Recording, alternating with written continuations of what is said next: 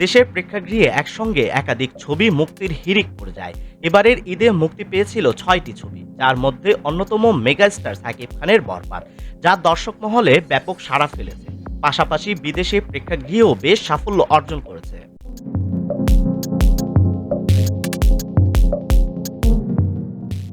এদিকে সামাজিক যোগাযোগ মাধ্যমে এক পোস্ট দিয়েছেন সাকিব খান, যেখানে উল্লেখ করেছেন যে চলতে থাকুক বাংলা সিনেমার এই যাত্রা।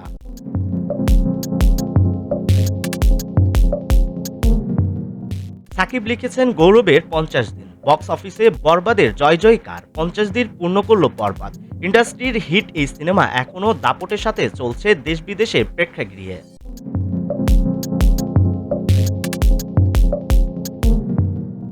সকল দর্শকদের আন্তরিক ধন্যবাদ জানিয়ে তিনি আরও লিখেছেন, দর্শকদের ভালোবাসায় বরবাদের এই অসাধারণ সাফল্য। আমার এবং বরবাদ টিমের পক্ষ থেকে সকল দর্শকদের আন্তরিক ধন্যবাদ ও কৃতজ্ঞতা জ্ঞাপন করছি। চলতে থাকুক বাংলা সিনেমার এই জয়যাত্রা।